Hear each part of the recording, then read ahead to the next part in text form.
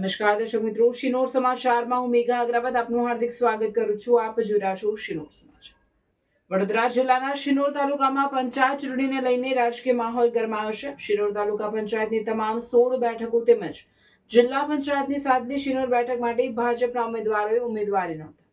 શિનોર તાલુકા સેવા સદન કચેરી ખાતે ઉમેદવારી પ્રક્રિયા દરમિયાન મોટી સંખ્યામાં સમર્થકો ઉમટી પડ્યા હતા, જેના કારણે સમગ્ર વિસ્તાર રાજકીય રંગમાં રંગાયો હતો.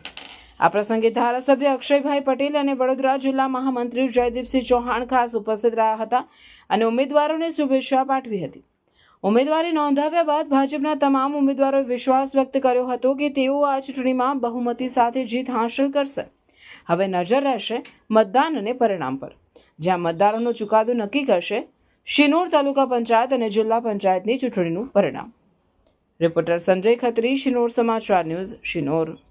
અત્યારે આપ જોઈ રહ્યા છો વડોદરા જિલ્લાના શિનોર તાલુકાના મામલતદાર સેવા સદન ખાતે જે આપણા એમએલએ સાહેબ પણ આવ્યા છે અને જયદીપભાઈ આપણા બાપુ જે જૂના અને જાણીતા, તો એમનું શું કેવું છે? અત્યારે વડોદરા જિલ્લાના શિનોર તાલુકાની જે 2 બેઠકો છે એની અંદર ઉમેદવારીના તમામ ફોર્મ આજે અહીંયા ભરાઈ ચુક્યા છે.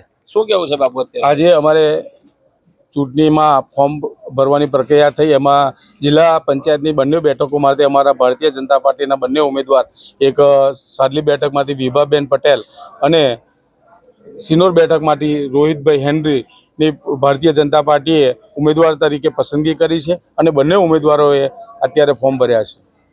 હા, તો અત્યારે આપણી સાથે એમએલએ સાહેબ જોડાયા છે, તો એમનું શું કેવું એ પણ જાણીએ. સાહેબ, શું કેવું છે અત્યારે હાલ? અત્યારે ફોર્મ ભરાઈ ચૂક્યા છે. ઉમેદવાર અમારે જે 16 તાલુકા પંચાયત છે, તમામ 16 ઉમેદવારોએ પણ ફોર્મ ભર્યા છે અને એની સાથે સાથે જિલ્લા પંચાયતના જે 2 ઉમેદવાર છે, શિનોર બેઠક ને સાદલી બેઠક, એ બંને બેઠકના ઉમેદવારોએ પણ ફોર્મ ભર્યા છે. તમામના મેન્ડેટ પ્રક્રિયા પણ અંદર પૂર્ણ થઈ છે અને આગામી ચૂંટણીની અંદર વડોદરા જિલ્લાની અંદર સૌથી વધારે જે વેગવંતો જે વિધાનસભા, આપણી જે કરજણ વિધાનસભા છે, એ વેગવંતો વિકાસ જે થઈ રહ્યો છે, એ અવિરત વિકાસને કારણે આપણી શિનોર તાલુકાના તમામ સીટો ભારતીય જનતા પાર્ટી જીતશે.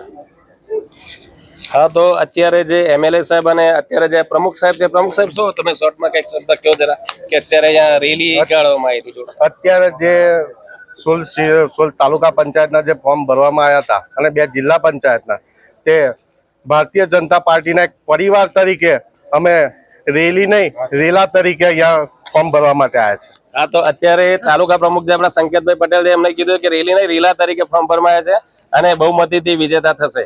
શિનોર સમાચાર ન્યૂઝ, લવકેશ ઠાકોર.